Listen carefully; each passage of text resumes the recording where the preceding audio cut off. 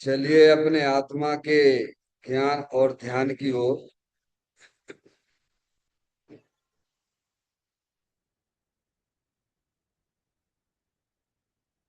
अपने चंचल मन को एवं चंचल उपयोग को स्थिर करने के लिए चिन्वाणी माता के माध्यम से अपनी वर्तमान ज्ञान की पर्याय में सम्यक विज्ञान उत्पन्न करते हुए शरीर शरीर से संबंधित जितने भी चेतन अचेतन पदार्थ हैं उनका मुझ भगवान आत्मा के साथ में किसी भी प्रकार का कोई संबंध नहीं है। इस प्रकार समस्त पर पदार्थों में अपने संबंध की वृत्ति को छोड़ते हुए अंदर में जो अखंड ज्ञान ज्योति स्वरूप भगवान आत्मा है उसमें ही वर्तमान पर्याय का संबंध जोड़ते हुए कि मेरा यह भगवान आत्मा सदा काल शरीर आदि पर पदार्थों से भिन्न एकमात्र शुद्ध पूर्ण अखंड ज्ञान ज्योति स्वरूप है। ऐसा अपने आप को जानो और ऐसा ही अनुभव करो कि वर्तमान में ही मेरा यह भगवान आत्मा शरीर आदि पर पदार्थों से भिन्न एकमात्र शुद्ध पूर्ण अखंड ज्ञान ज्योति स्वरूप ही है।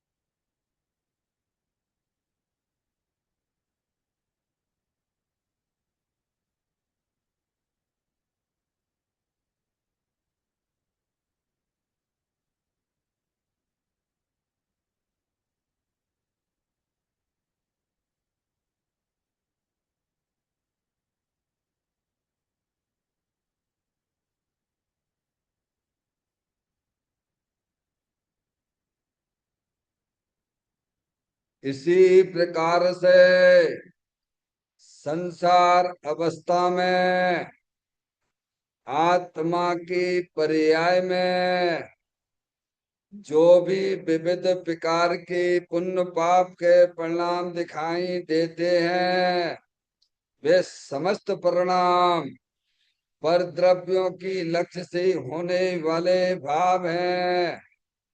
वे हमारे आत्मा का स्वभाव नहीं है। ऐसे समस्त रागादिक परिणामों में एकत्व बुद्धि ममत्व बुद्धि कर्तृत्व बुद्धि भोक्तृत्व बुद्धि तथा उन रागादिक परिणामों की ज्ञाता बुद्धि को भी छोड़ते हुए अंदर में जो अखंड ज्ञान ज्योति स्वरूप भगवान आत्मा है जो कि सदा काल शरीर रागादिकों से भी भिन्न एकमात्र शुद्ध पूर्ण निराकुलता स्वरूप वाला है। ऐसा अपने आप को जानो और ऐसा ही अनुभव करो कि वर्तमान में ही मेरा यह भगवान आत्मा शरीर रागादिकों से भी भिन्न एकमात्र शुद्ध पूर्ण वितराग आनंद मूर्ति स्वरूप है।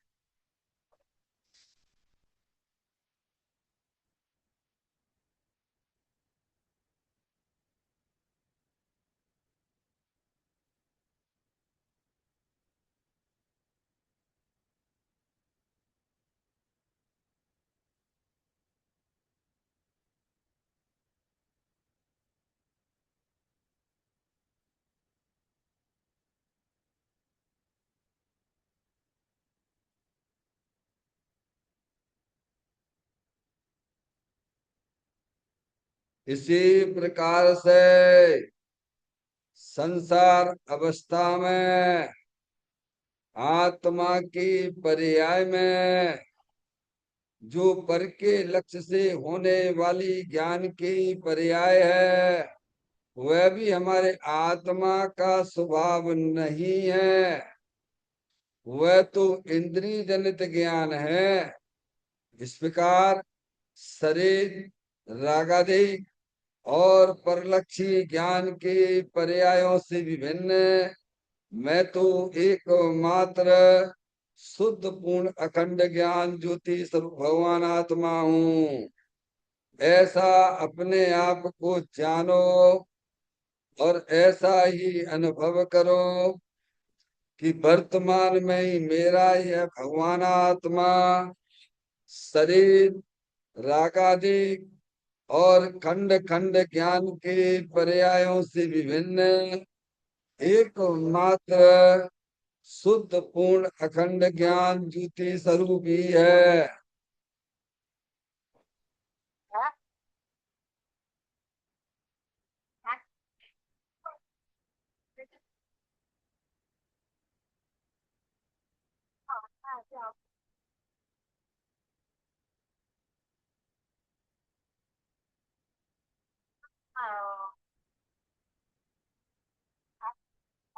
कर लो उधर से बात की आवाज आ रही है।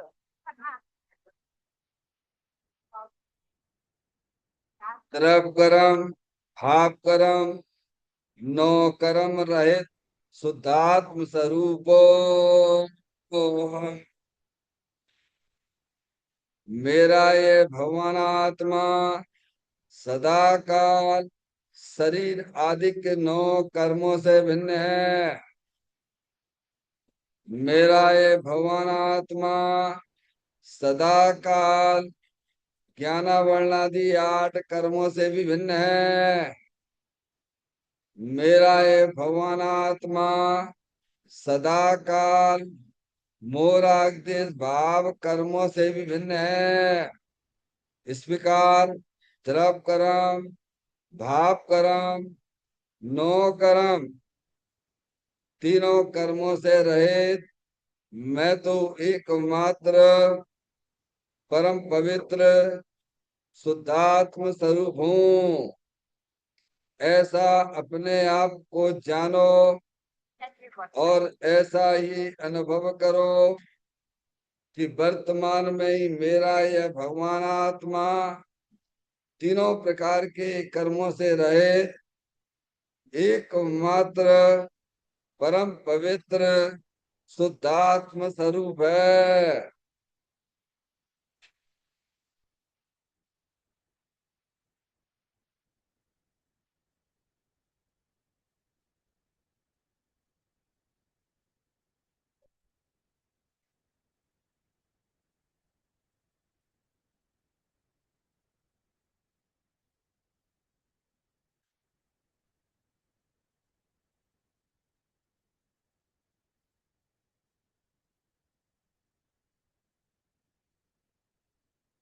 ओम नमः सिद्धेभ्यः।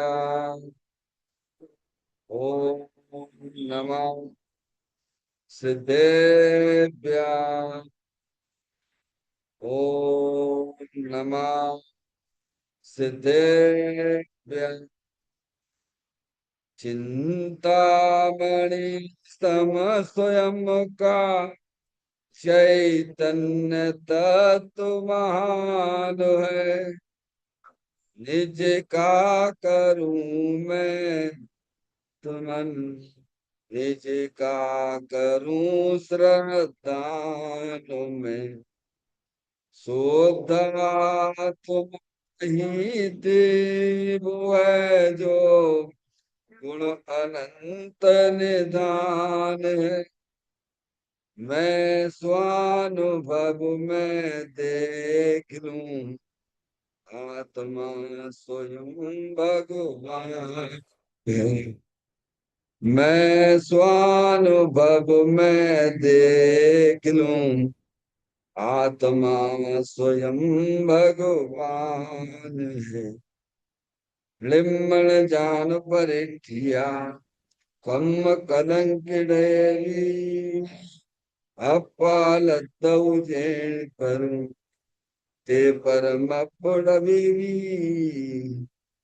सब करम मल्लिका नाम से करवर प्राप्त कर निजो तुम्हें जोली मल ध्यान में नम कर निकल परमात्मा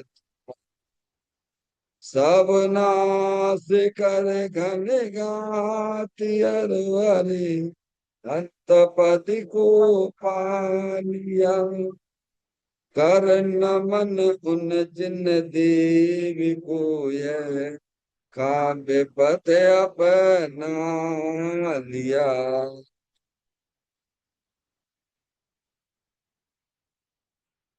श्री योगसार जी नामक परम आध्यात्मिक ग्रंथ स्वाध्याय हेतु में विराजमान है।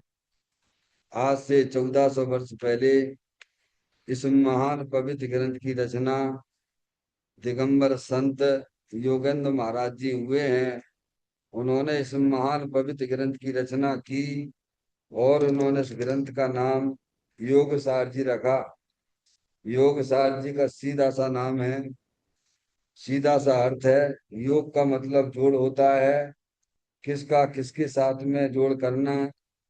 तो अरिहंत परमात्मा कहते हैं कि अपनी वर्तमान शुद्ध ज्ञान की पर्याय का अंदर में जो अपना त्रिकालिक ध्रुव भगवान आत्मा जो कि सदाकाल द्रव कर्म भाव कर्म नो कर्म से रहे अखंड ज्ञान ज्योति स्वरूप है, ऐसे गायक प्रभु परमात्मा में अपनी वर्तमान शुद्ध ज्ञान की पर्याय का संबंध जोड़ने का नाम योग है, जिसे शास्त्रीय भाषा में सम्यक दर्शन सम्यक ज्ञान भी कहते हैं। और चैतन्य भगवान आत्मा में ही अपनी वर्तमान पर्याय को मग्न कराना, लीन करना, उसमें स्थिर करना, उसे सार कहते हैं, यानी सम्यक चारित्र कहते हैं। तो योग सार क्या हो गया?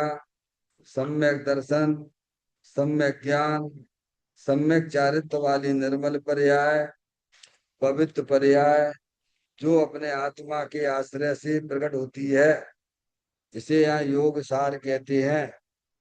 और इसे ही अरिहंत परमात्मा मोक्ष मार्ग कहते हैं और इसी का नाम धर्म है। देखिएगा, योग सार ग्रंथ के माध्यम से हमने आपने यहाँ पर 89 नंबर की गाथा का प्रारंभ की है। इस गाथा का जो मूल विषय है, सम्यक दृष्टि का श्रेष्ठ कर्तव्य क्या है? अजय भैया, सम्यक दृष्टि का श्रेष्ठ कर्तव्य क्या है, वह इस गाथा में हमें बताएंगे।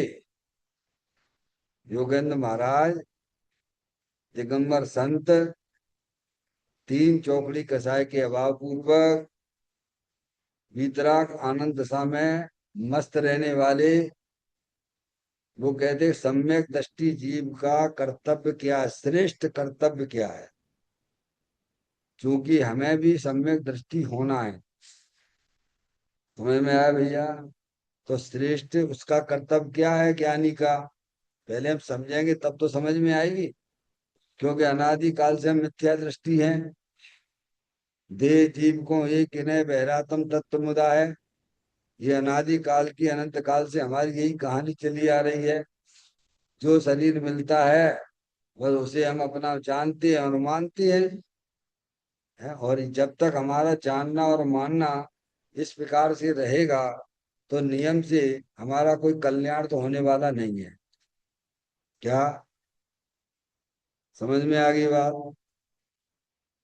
मान पुण्य के उदय से मनुष्य पर्याय मिली, जैन कुल मिला, दिगंबर कुल में आप पैदा हो गए, अरिहंत परमात्मा मिले, उनकी वाणी मिली, ये अनंत काल बाद मिलती है, जिसकी कल व्याख्या मैंने आपसे की थी इसके संबंध में, है ना। अब उसको विशेष क्या कहेंगे।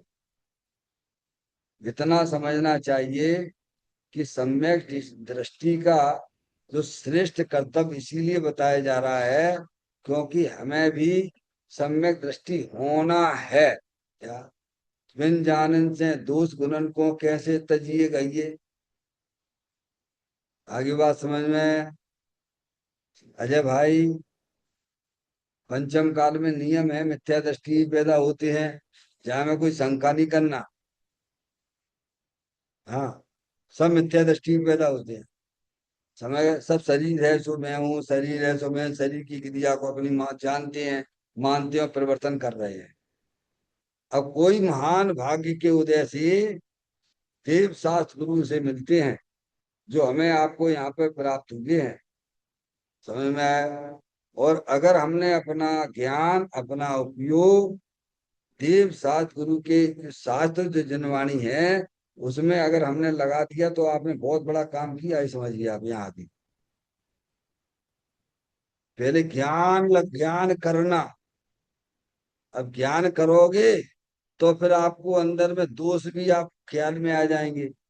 अब ज्ञान ही नहीं करोगे, शास्त्र का स्वाध्याय ही नहीं करोगे, केवल भगवान की पूजा कर ली, भक्ति कर ली, भैया माला जप ली उनके नाम की, तो जहां से तुम्हारा क्या कल्याण हो जाएगा। कौन सा कल्याण हो जाएगा। क्या अनंत बार तुमने क्या तुम दिगंबर धर्म धारण नहीं किया है। मुनि व्रत धार अनंत बार गिरेबक उपजायो, पे निज आत्म ज्ञान बिना सुख लेस न पायो। जब आपको हमारा पुराना चिट्ठा अगर देखोगे, है भगवान से पूछोगे वहां जाएंगे, तो वे यही कहेंगे कि तुमने अनंत बार मुनि धारण किया। मुनि उसको भेष भी कह सकते, भेष ही है, सच्चा तो मिला नहीं, सच्चा होता तो यहाँ कह, वो भेष से धारण किया आप। समझ में आए भैया। इसीलिए एकांत जो है अज्ञान दशा का पक्ष लेके बातें नहीं करना, माँ जनवाणी माता के पास में आना, विजनन देव परमात्मा की वाणी है। समझ में आया भैया। हमें अपनी अज्ञानता दूर करनी है तो जनवाणी माता के द्वारा, स्वाध्याय के द्वारा ही दूर की जा सकती है। समझ में आया। तो इसीलिए दिगंबर संत हमें इस गाथा के अंदर यह चीज बताना चाहते हैं कि सम्यक दृष्टि का श्रेष्ठ कार्य क्या होता है और सम्यक दृष्टि कहते किसी है, वह अपना सम्यक दृष्टि कैसे बना। और हमें भी सम्यक दृष्टि होना है। पहले निर्णय तो लो भगवान। सम्यक दृष्टि यानी ज्ञानी होना है हमको भैया। इस शास्त्र बहुत सारे पढ़ ले, उसका नाम ज्ञानी नहीं है। हाँ, क्योंकि सम्यक दृष्टि की तो पहचान, ज्ञानी की पहचान तो ये है कि अंदर जो अपना त्रिकालिक ध्रुव भगवान आत्मा सुख शांति के भंडार स्वरूप वस्तु है, अरूपी है। आत्म वस्तु अरूपी है, अतीन्द्रिय आनंद के भंडार स्वरूप है, सदा काल द्रव कर्म भाव कर्म नो कर्म से रहित है। आपको करना नहीं है, आपको बस सच्चा ज्ञान करना है। क्या करना है। जो मेहनत नहीं करने आ जाए भैया आपको, यहाँ शरीर को अलग करने हो, कर्म को अलग करने हो, राग को अलग करने भी तो अलग है ही, तुम्हें क्या करने है। तुम्हें कछु नहीं करना है भगवान, तुम तो पहले सच्चा ज्ञान करो। समझ में आया। हम्म? और सच्चे ज्ञान करने में आपको इतना पुण्य बनेगा, इतना पुण्य बनेगा कि अष्ट द्रव्य से भगवान की पूजा करने में भी नहीं बनेगा। और सुन लो, अभी आत्मा का अनुभव नहीं हुआ तब की बता रहा हूँ, पहले की घटना। अगर आप अपने आत्मा के ज्ञान के प्रति जागृत हो गए, स्वाध्याय में आपने अपना उपयोग लगा लिया, तो समझो अष्ट द्रव्य से जो पूजा करते रहते ना घंटों घंटों तक। समझ में आया भैया। उससे बढ़िया पुण्य बनेगा, गारंटी के साथ मैं कहता हूँ। समझ में आए भैया। अंदर में ऐसा विचार तो करो भाई, अनंत काल हो गया।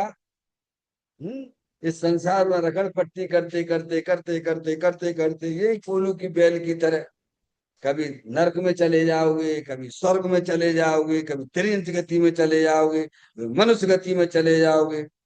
और फिर कितने कितने कष्ट। अब मनुष्य पर्याय के देख लो कितने कष्ट है। जो भी आपने यहाँ पढ़ाई कर ली है, लौकिक पढ़ाई, और फिर पैदा हो गए मनुष्य में, कोई गारंटी तो पहले है नहीं, पहली बात। और फिर ABCD फिर पढ़ो, क्या मूर्खता ही है। अरे अभी इसको सुलझा लो ना भगवान, क्या दिक्कत है। थोड़ा सा मेहनत करो, थोड़ा सा जागृति लाइए ज्ञान में, मौका मिला है। पंडित दौलत राम जी तो स्पष्ट लिखते हैं, तीसरी ढाल के अंत में उन्होंने बोला, दौल समझ सुन चेत सयाने, काल वृथा मत खोवे, यह नर भव फिर मिलन कठिन है, जो सम्यक नहीं होवे भगवान। तो कहते सम्यक दृष्टि का श्रेष्ठ कर्तव्य, यानी हमें भी इस मनुष्य पर्याय में ये काम करना है, सम्यक दर्शन प्राप्त करना है। क्योंकि सम्यक दर्शन के बिना हमारा संसार का अभाव हो सकता नहीं है। इसीलिए सम्यक दर्शन के प्रति जागृत होइए। अब क्या कर्तव्य है वो आपको आगे बताएंगे। अब पाठ पढ़े आप, फिर इसकी कर्मा तो समझो विषय क्या चल रहा है। स्वयं क्या दिगंबर संत क्या बताना चाहते हैं। हम्म? अब देखिएगा, पाठ पढ़े फिर वहीं पे अपन पढ़ते कि क्या कर्तव्य है। सब छोड़ व्यवहार नित्य निज आत्मा में जो रमे, बेजीव सम्यक दृष्टि, तुरत ही शिव रमा में जा रमे। क्या इसका अर्थ ये होगा भैया, जो सर्व व्यवहार को छोड़कर अपने आत्मा के स्वरूप में रमण करता है वही सम्यक दृष्टि है, वह शीघ्र ही संसार से पार हो जाता है। कौन सा काम करने के लिए कह रहे हैं, नहीं आई समझ में, दोबारा से। इसका गाथा का ये अर्थ है क्या, जो सर्व व्यवहार को छोड़कर, यहाँ सर्व व्यवहार का मतलब ये शुभ भाव, कचड़ा में डाल देना उठा के, उनका पक्ष मत लेना। भगवान की पूजा का, भक्ति का, दया दान आदि का, व्रत आदि का, इस सर्व व्यवहार को छोड़कर, छोड़ का मतलब क्या, उसे अपना मत जानना। समझ में है। राग का राग पहले छूटता है, क्या छूटता है, पहले क्या छूटता है भगवान, उसका पक्ष छोड़ दीजिए आप, कि शुभ राग करते करते मेरा कल्याण हो जाएगा, ऐसा पहले पक्ष छोड़िए आप। समझ में, राग तो मुनिराजों को भी होता है। क्या कह रहे हैं, राग मुनिराजों को भी होता है, ज्ञानी को भी होता है, पर उसको राग का राग नहीं होता है ज्ञानी की, उसका पक्ष नहीं होता, उसका आग्रह नहीं होता है। अशुभ भाव की तो बात ही नहीं करना है मंदिर में, अशुभ की बात क्यों करना भाई। वो तो बहुत दूर है। मंदिर में आए हो तो भाई अच्छी अच्छी बातें करो भाई, यहाँ क्या पापों की चर्चा करना है। हिंसा के, झूठ के, चोरी के, कुसील के परिणाम, जिनमें 24 घंटा का ऐसे में लोग मस्त रहते हैं, खाओ पियो मौज करो, खा करने कीड़ा बनने वाले हो तुम तो, और बेबी बनने वाले हैं जो राग का पक्ष लेके बैठे रहे। समझ में आ गया भगवान। हाँ, ये गाथा बहुत बढ़िया गाथा है। एक एक गाथा गजब की गाथा है भाई। आप पिछली गाथा आपने 33 दिन तक सुनी, कितने दिन तक, 33 घंटे दिए आपने, आपने दिए तो मुझे भी अच्छा लगा तो मैं भी बोल पाया। और नहीं तो चलो रे भाई, चलो ये पढ़, ये पेज पढ़ लो, ये पेज तो हो गया, हमने पढ़ लिया पूरा योग सार पढ़ लो, पूरा प्रवचन सार पढ़ लो, ये पूरा समय सार पढ़ लो। और हम तो 4 साल से योग सार ही न कर पाए हैं भगवान। हमारी तो ऐसी रफ्तार है। आप भाव समझो पहले, समझ गया भैया। तो सर्व व्यवहार को छोड़कर का मतलब ये है कि जितना भी शुभ राग है उसका पहले राग का राग छोड़ दीजिए आप, उसका आप आग्रह मत रखिए, क्योंकि शुभ राग करते करते आत्मा का कल्याण नहीं होगा। ऐसे पहले अपनी मान्यता छोड़ो, राग तो ज्ञानी की पर्याय में भी रहता है, चाहे वह मुनराज हो, चाहे वे देशव्रती हो, और चाहे वह सम्यक दृष्टि हो। समझ में आया भैया? जब मुनराज की पर्याय में राग उनके अनुसार जब छूटेगा तब छूटेगा भगवान। समझ में आया भैया? पक्ष तो यही छूट जाता है, सम्यक दर्शन में छूट जाता है। जो आप पढ़ते हो, जिन पुण्य पाप नहीं कीना, आत्म अनुभव चित दीना, तिन्हि विधि आवत रुके, संबर लय सुख अवलोके। क्या? जिन पुण्य पाप नहीं कीना, आत्म अनुभव चित दीना। जिन्हें पुण्य पाप का राग का राग बैठा हुआ है, रुचि बैठी हुई है, उनका तीन काल में कल्याण नहीं होगा। समझ में आ गई भैया? सम्यक दृष्टि जीव की पर्याय में पाप का परिणाम भी होता है, पुण्य का परिणाम भी होता है, पर उसका राग नहीं होता है। तो पहले सर्व प्रकार का राग छोड़ देता, मतलब उसकी रुचि किसी का भी, ना पाप का पक्ष ना पुण्य का पक्ष। इसका मतलब ये है कि राग है, राग होना अलग बात है, और राग का राग होना ये एक अलग बात है। अब ये राग का राग, अब इतनी चाल तो मिल गई बात, अब चाल मिल गई उसको, ज्ञान में इतनी चाल मिल गई, पक्ष छूट गया। ना पाप का राग का पक्ष, ना पुण्य के राग का पक्ष। अब एक जो चाल मिली, जो समय मिला उसे, अब अपने आत्मा का पक्ष आया। क्या आया भगवान? अरे समय मिलेगा तभी तो काम करोगे, नहीं तो लगे हैं पाप के कार्यों में लगे हैं, कछु नहीं तो भगवान की पूजा भक्ति में लगे हुए हैं, और हो गया हमारा काम, कीड़े बनोगे। समझ में आया भैया? तो सर्व व्यवहार को छोड़कर अपने आत्मा के, अपने आत्मा ने तुम कौन हो? संजय भैया, एक जानने देखने वाली चेतन आत्म वस्तु है कि नहीं? और ये शरीर है कि नहीं है? ये दो है कि नहीं है, कि एक ही है? इतना ज्ञान नहीं समझ में आता, गजब करते हैं। बता,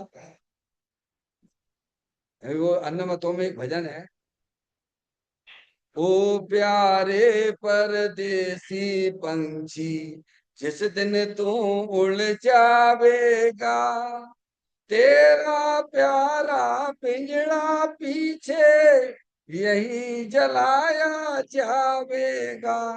क्या लिखा उसमें? अजैनों की है, ये तो उन्हें भी मालूम है। और तुम तो अध्यात्म पढ़ते हो भगवान, है तुम्हें इतनी बात समझ में नहीं आती है कि आत्मा जुदी वस्तु है, शरीर जुदी वस्तु है। आत्मा जानने देखने वाली चेतन अरूपी आत्म वस्तु है, और शरीर जड़ है। अरूपी और रूपी से क्या लेना देना, जड़ चेतन का क्या संबंध है? इसमें भी ताकत लगाना पड़ती है भैया। अजय भैया, देखो तो कहीं देखना कि मिस्टेक तो नहीं हो रही हमारी समझ में। हम्म। तो अपने आत्मा के स्वरूप में, यानी जो जानने देखने वाली वस्तु है शरीर के अंदर, वो आत्मा है।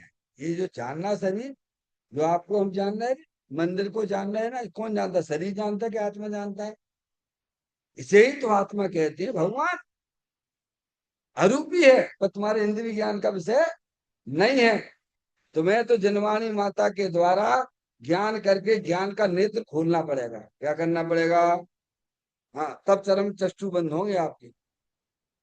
हाँ, जैसे लोक में है ना, कि शिव जी का जो है, तीसरा नेत्र खुल गया। क्या हो गया?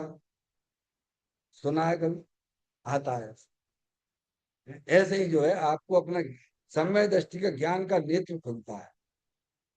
समझ में आया? हाँ, ये ज्ञान नेत्र है, जनवाणी माता के माध्यम से, अंदर में चिंतन से, निर्णय से, विचार करके। समझ में आया? अपने आत्मा के स्वरूप में। अब जो जानने देखने वाली चेतन अरूप, देखिए आपका चित्र में, देखिए आप, क्या समझ में नहीं आता चित्र में आपको? आप मुझे बताइए, आपको क्या समझ में नहीं आता, ये बताओ। क्या समझ में नहीं आ रहा? ये ऑरेंज कलर का जो शरीर है, वहां दिखाया है, क्या ये समझ में नहीं आ रहा क्या? अजय भाई, नहीं आ रहा? ये ऑरेंज कलर का। अरे चार कलर, ये तो समझ में आ रहा है कि नहीं आ रहा है, ये बताओ चलो। अरे चार कहें, चार चीजें समझ में आ रही हैं कि नहीं आ रही है, ये बताओ। हैं? चार है कि नहीं वहां पे? ऑरेंज कलर है, वो शरीर है। ठीक है। ब्लैक कलर है, ये आठ कर्म की, आठ कर्म जो हमारी आत्मा से अनादि से चले आ रहे हैं, ये आठ कर्म कहती हैं। और अंदर में जो दुखी हो रहे हैं, टेंशन में मरे जा रहे हैं, लड़की से प्रेम कर लिया, घर वाली से प्रेम कर लिया, घर वाली ने पति से प्रेम कर लिया, और निरंतर टेंशन में बने रहती हो। है भगवान, वो ब्लू कलर है। समझ में आ गई? और थोड़े अंदर चले जाइए, जो अंदर व्हाइट कलर जो दिख रहा है, जो शुद्धात्मा है, अनंत शक्तियों से भरा हुआ है, वो आप हैं। समझ में आया भैया? और जो उसकी किरणें व्हाइट कलर की दिख रही हैं, वो सुत ज्ञान की पर्याय है। अभी सुत ज्ञान की पर्याय बाहर ही बाहर लगी हुई है, अनादि काल से। कहाँ लगी है?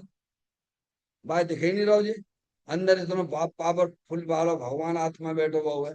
जाकी पर्याय, ये ज्ञान की पर्याय शरीर में से आ रही है, कि कर्म में से आ रही है, कि राग में से आ रही है? अगर इन तीनों में से आती तो वो कैसी होती? ऑरेंज होती, ब्लैक होती, और ब्लू होती। पर वो तो व्हाइट है ना। तो इसका स्पष्ट हो गया है, जो बाहर में जो हमने व्हाइट कलर जो दिखाया ना आपको, वो शुद्ध ज्ञान की पर्याय है।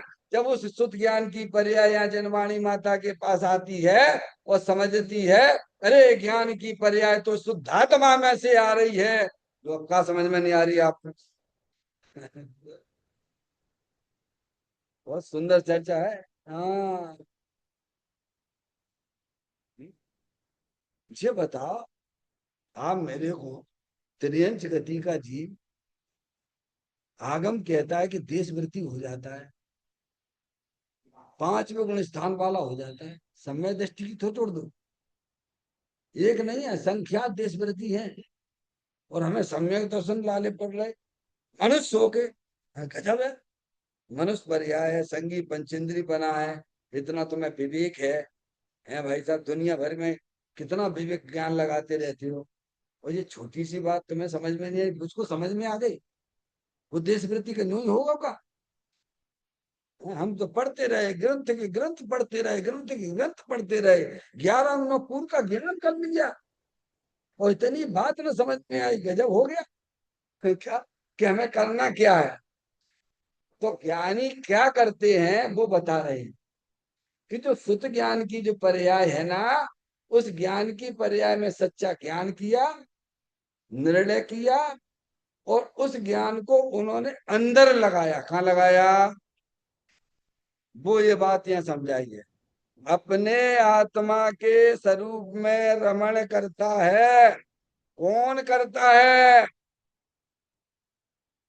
वो सम्यक दृष्टि जीव अपनी ज्ञान की पर्याय को अपने द्रव्य स्वभाव में रमण करता है। आगे बात समझ में? अजय भाई, जहां आपको माल ही माल मिले, नोट की थप्पियों की थप्पियां मिले, सोने के सोने मिले फ्री में, तो आप जाओगे कि नहीं जाओगे? अरे पूछ रहे हैं भाई। अरे, हैं कि दुकान खोल के बैठोगे? हमने कह दिया, अजय भैया कालम परेशान हो रहे तुम, न 20 फीट खुदवा लो नीचे, हैं हीरे जवाहरात के भंडार पड़े हुए हैं, कहा कि नहीं दुकान छोटी मोटी हो, ए भाई साहब ले जाइए, पेन ले जाओ, पेंसिल ले जाओ, अच्छे ले ए देते आओ, क्या क्या बेकार ही जैसा काम कर रहे हो। और जो मैं कह रहा हूँ बात तो ध्यान ही नहीं दे रहे हो। तुम जहां रहते हो, तुम्हारे घर के नीचे 20 फीट चले जाइए, हीरे जवाहरात के भंडार पड़े हुए हैं, पर आपको हमारी बात पर विश्वास करना पड़ेगा। अरे पंडित जी साहब, फिर वो मकान तुड़वाना पड़ेगा। अब जो तुम जानो, हम ये कह सकते, पर हम तुम्हें जो बता रहे हैं, हाँ तुम देख लीजिए आप, अगर तुम्हें भंडार तक पहुंचने हैं तो। और नहीं तो जेल करने गुलामी करने हैं दुनिया भर की, तो करते रहिए, हमें क्या करना है? नहीं आई समझ। ये देना यार, चित्र दे देना मेरे को उठा के कोई। ये दे रहे आप वहां तक ये आ गए थे हैं। ये देखिए आप, ये है क्या? ये है, दिख रहा है ये? अब मैं ये कह रहा हूं आपसे, इसमें भगवान का फोटो बना है। आपको दिख रहा है वहां से?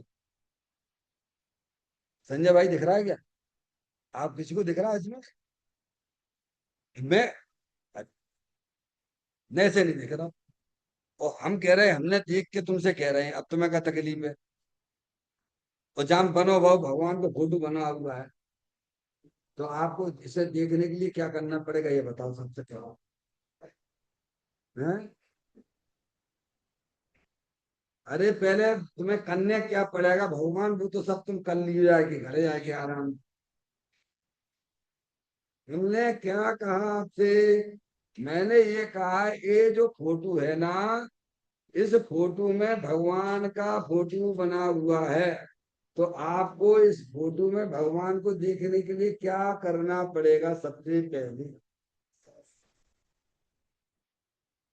अजय भाई बोलो।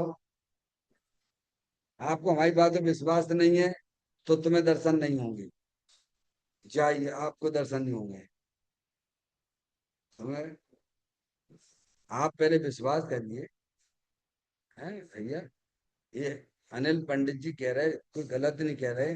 आप आप लौकिक में कैसे विश्वास, डॉक्टरों का कर लेते हो, इनका कर लेते हो, दुनिया भर के लोगों का करते हो, और हम कह रहे तुम्हें विश्वास ही नहीं है। अरे हम नहीं कह रहे हैं, चलो मुनराज कह रहे हैं, अब बोलो आपका तकलीफ तुम्हें। तो हम तो तुम्हारे जैसे ही हैं। तुम कपड़ा पहने, हम कपड़ा पहने, तुम का ऐसा हम घर चला रहे, हम घर चला रहे, चलो हमारी बात तो छोड़ दो। अब मुनराज कह रहे हैं, आपका तकलीफ है। अरे चलो भगवान कह रहे हैं, आपका दिक्कत। भगवान कह रहे हैं, बोलो आपका दिक्कत है, तो करोगे कि नहीं करोगे? अगर दर्शन करने तो करने पड़ेंगे भगवान, तो आपको ज्ञान भी लेना पड़ेगा, और आपको हमारी बात का, भगवान की बात का विश्वास भी करना पड़ेगा। और फिर वे बताएंगे कि कैसे देखना है, ये भी बताएंगे आपको। उस विधि से देखोगे, उस उपाय से देखोगे, तो उसमें भगवान दिख जाएंगे। बराबर? जब मूर्तिक में आपको क्या होगा, तो देखना, फिर स्वाध्याय के बाद देखना इसमें। तो स्वाध्याय के बाद देखना। ठीक है करें? अभी आपको हमने वेद ज्ञान की बात है बताऊं। ये शरीर है, 8 कर्म भी है मोरा देश के दुखी रूप परिणाम है कि नहीं है, बोलो सब बातें। और उनको जानने वाला भी है कि नहीं है? और शुद्ध ज्ञान की पर्याय, अब वो अनादिकाल से भारी बाल लगी रही है, अपने को जानती ही नहीं है। तो अपने को जानने के लिए यहाँ जनवाणी माता के पास आइए। वे जैसे बताएंगे वैसे आप समझिए, हैं, और वैसा उपाय करिए, तो आपको भगवान आत्मा जानने में आ जाएगा। तो ज्ञानी क्या करता है, कहते हैं अपने आत्मा के स्वरूप में रमण करता है। क्या है? अंदर जो शुद्धात्म वस्तु है, दे देवल में विराजमान है वो अनंत शक्तियों से भरी हुई है। ज्ञानी अपनी भगवान की बात को ज्ञान श्रद्धान में लेके, ज्ञान श्रद्धा शुद्ध ज्ञान की पर्याय में हुआ, पर्याय श्रद्धा में पर्याय में हुआ, और रमण जो चारित्र की पर्याय क्या है, वह अब वह अपनी पर्याय को इसमें रमाता, किसको? अपनी शुद्धात्म। बहुत कीमती चीज है, बहुत ही कीमती चीज है। दुनिया में इससे बड़ी कोई कीमती चीज है ही नहीं है। मैं तो सैकड़ों का, हजारों बार कहता हूँ। तराजू के 2 पलड़े में, एक पलड़े में आपको बैठाला जावे, और दूसरे पलड़े में जगत के सारे चेतन अचेतन पदार्थों को बैठाला जावे, तो आपका पल्ला भारी होगा। इतने महिमा बंत हुआ। क्या कह दिया संजय भैया? दोबारा से। तराजू के एक पलड़े पे आपको बैठाला जाएगा, और तराजू के दूसरे पलड़े में जगत के जितने भी चेतन द्रव्य हैं, वो अब उससे परमात्मा को ही बैठा दे। क्या कह रहे हैं? सारे चेतन पदार्थों को बैठा दो और अचेतनों को भी बैठा दो, और आपका पलड़ा भारी होगा। कितना? अरे कितना? आपको अपनी बात में विश्वास है कि नहीं? ज्ञानी को विश्वास है। मैंने एक दृष्टांत यहाँ भी दिया था और भोपाल में भी दिया था, उसका भी समझा देता हूँ आपको। आपके हाथ में दो बाल्टियां हैं, एक भरी हुई है पूरी और एक पूरी खाली है। अजय भाई, आप लेके चलोगे तो किधर झुकोगे? बोलो अजय भाई, क्या इसमें जो मैं दिमाग लगाने पड़ रहा हुआ, खाली तरफ झुकेंगे, खाली तरफ झुकेंगे। अजय भाई कह रहे हैं कि हम खाली तरफ झुके। अब इनको एक काम करना भाभी जी, आप घर में दो बाल्टियां देना इनको, एक भरी हुई बाल्टी देना और एक खाली वाली देनी, और फिर इनका फोटो खींच के हमें देना कि किधर झुक रहे हैं। अरे और क्या करें बताओ? है माता जी, आगे बात समझ में? किधर झुकेंगे संजय भैया, आप किधर झुकोगे? नहीं, इनको तो बोलना चाहिए, जिन्हों कछु है का नहीं क्या ऐसा तो हम लोग भगवान आत्मा ज्ञान के भंडार है सभी। बोलो संजय भैया, किधर झुकोगे? जोरदारी से बोला करो, ऐसा है। हाँ, जैन दर्शन तो जोरदारी वाला है। हाँ सुनील भैया, सही है, भारी की तरफ सब, आपका सब यही है, भारी तरफ। संजय भैया, अजय भाई, हैं, भारी तरफ झुकेंगे, समझ में आया?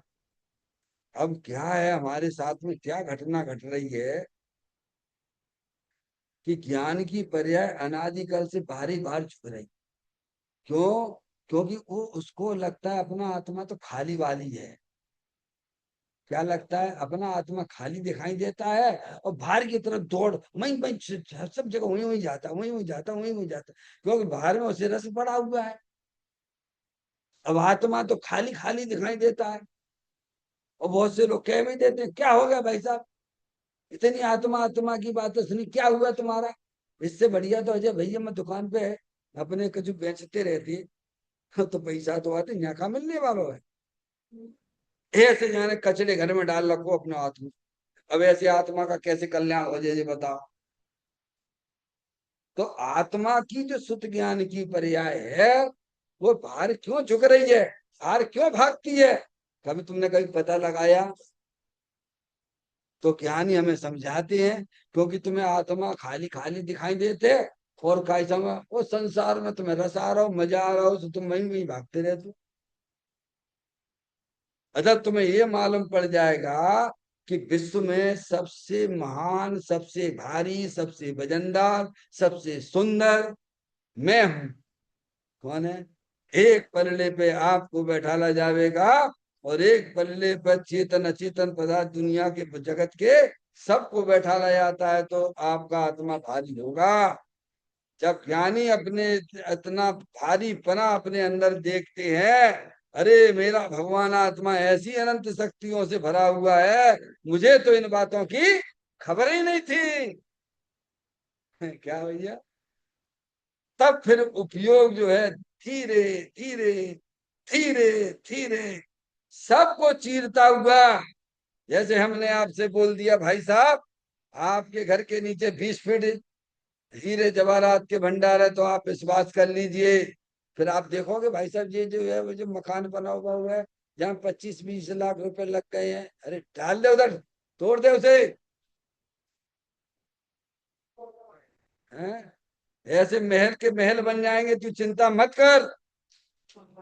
हैं? बताओ, ये लोग बहुत बड़ा, बहुत दिक्कत देने वाला है भगवान। जिंदगी भर की तेरी दरिद्रता दूर होने वाली है। अरे मान जाओ, वो सज्जन व्यक्ति ज्ञानी जीव हमको ये बता रहे हैं, ये तो दृष्टांत है, समझ में आया भैया? ऐसे ही हमें मुनराज अरियंत परमात्मा देव हमको ज्ञानी समझाते हैं, अरे तू इतना महान है, इतना महान है। आप तो भजन में भी बोलते हो, कैसे करूं गुणगान प्रभु जी तेरा, कैसे करूं गुणगान। सारी पृथ्वी कागज बनाऊं, समुद्र जल की स्याही लाऊं, तो भी ना हो तेरा बखान प्रभु जी तेरा, कैसे करूं गुणगान। इतना महान प्रत्येक जीव है। हम आप ही नहीं, जन संसार में निगोदिया जीव भी इतना ही महान है जितने महान हमारे सिद्ध परमात्मा है। समझ में आया भैया? जब ज्ञान की पर्याय में ये जच जाता है, श्रद्धा की पर्याय में स्वीकार हो जाता है, तब ज्ञान की पर्याय अंदर, श्रद्धा की पर्याय भी अंदर लगी, ज्ञान की पर्याय भी अंदर लगी, और चारित्र की पर्याय भी दौड़ती हुई जाती है। क्या? और आप लोग तो इंदौर में रहते हो ना, तो इंदौर का मतलब ही यही होता है। इनका मतलब होता है क्या? इनका मतलब अंदर, दौड़ का मतलब दौड़ लगा, इसका नाम इंदौर। अंदर में अपने उपयोग को दौड़ाइए। तो यही तो कह रहे हैं ना, अपने आत्मा के स्वरूप में रमण करता है कौन?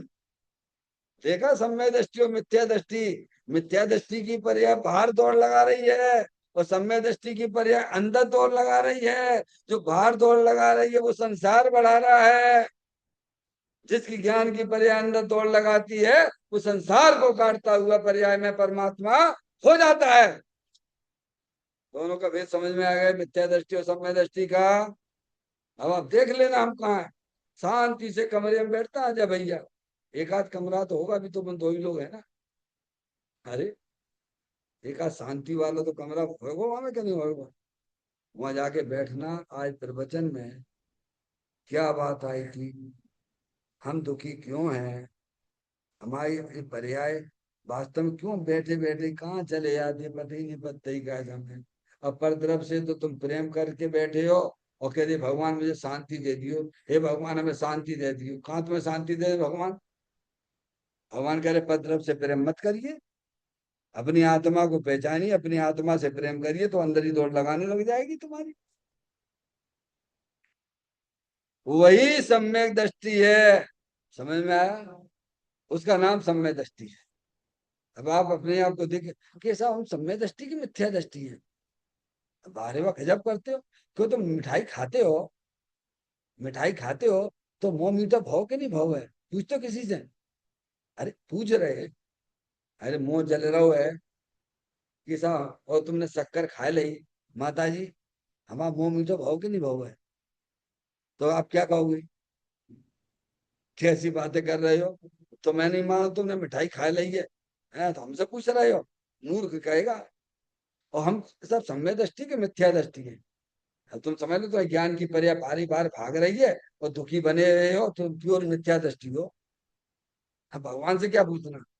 अरे भगवान तो कह रहे हैं ना, जिसकी ज्ञान की पर्याय अपने चेतन भगवान आत्मा की तरफ दौड़ लगाती है, अंदर की तरफ झुकी हुई है, वह ज्ञानी है, सम्यक दृष्टि है। और आपको भी पर्याय में अतीन्द्रिय आनंद आएगा। जैसे मिठाई खाने से मुंह मीठा होता है, वैसे ही जब पर्याय अपने द्रव स्वभाव का अवलंबन लेती है, तो नियम से अतीन्द्रिय आनंद सुख शांति वाली पर्याय, मोक्ष मार्ग जैसी पर्याय प्रकट हो जाती है। आपको किसी से पूछने की जरूरत पड़ेगी नहीं। ऐसा समय सारथी में भी 206 नंबर की गाथा में लिखा है, पढ़ लेना जाके। टाइम है कि नहीं है पढ़ने का? हम तो चूंकि दूसरी बात बोलने के लिए प्रवचन सार मंगाया था, उसकी चर्चा अपन कल करें। बहुत सुंदर चर्चा है जो मैंने यहाँ ग्रंथ के माध्यम, तो 206 नंबर की गाथा में ये बात वहां लिखी हुई है कि मुझे आत्मा का अनुभव हुआ है कि नहीं हुआ है, तुझे दूसरों से पूछने की जरूरत नहीं है। समझ में आ गया? ऐसे सम्यक दृष्टि और मिथ्या दृष्टि। अब आप स्वयं लक्षण को पहचान गए हैं, तो अपने परिणामों में ही बंध है और परिणामों में ही मुक्ति है। हे योगी, इसीलिए अपने परिणामों को पहचानो। किसको पहचानो? क्या करे? दोबारा बोले। दोबारा बोलो, दोबारा बोलो, जोर से बोलो, मैं सुनूंगा। जो आप कहना चाहते हो वो आप थोड़ा गलत बोल रहे हैं, इसीलिए। हाँ, ना आप वही शब्द जोर से बोल दो आप।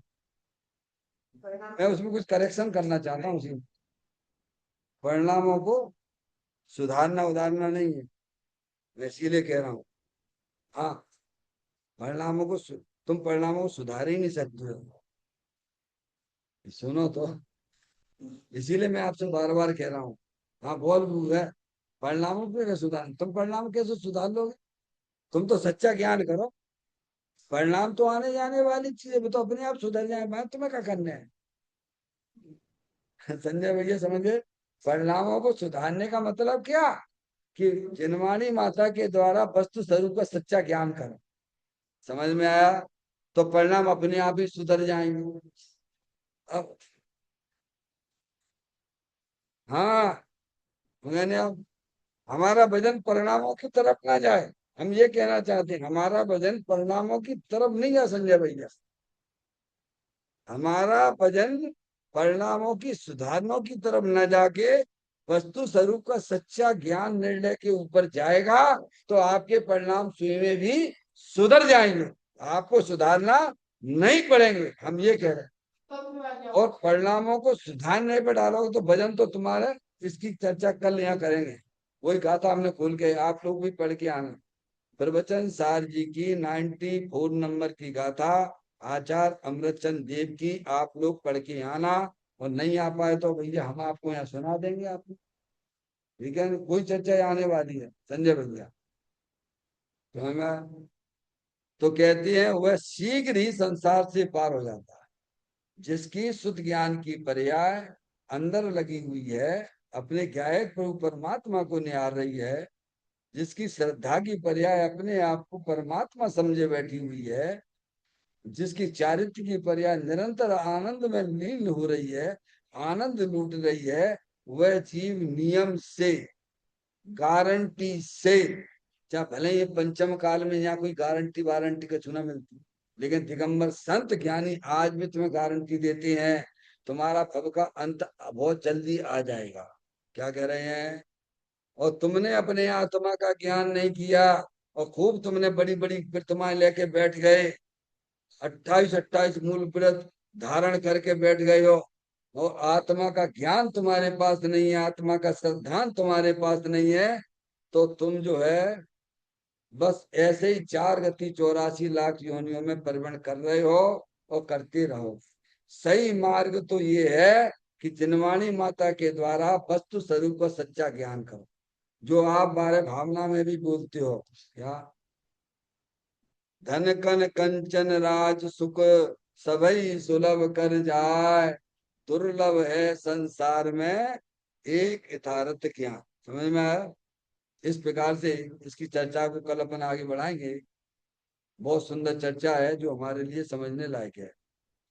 चैतन्य का स्मरण प्रति क्षण करो रे, भव के अनंत दुख को पल में हरो रे, अक्षय अनंत निज शोक निदान पाओ, गाओ परे नित इसी के गीत गाओ, गाओ अरे नित इसी के गीत गाओ।